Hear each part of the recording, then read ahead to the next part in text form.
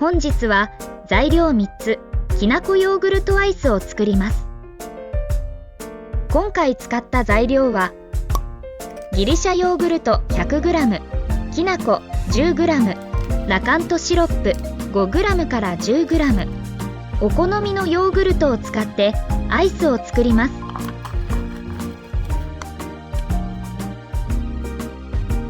きなこ 10g、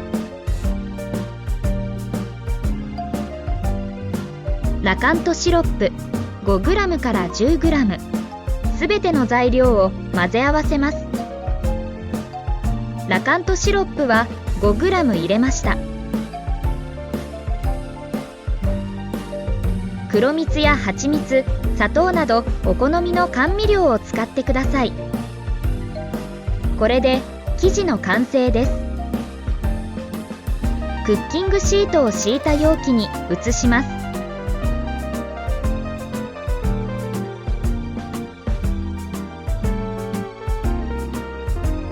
生地を平らに伸ばします。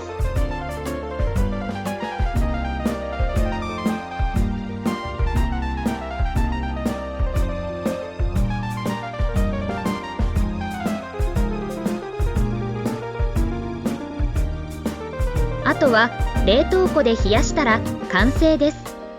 2、3時間冷凍します。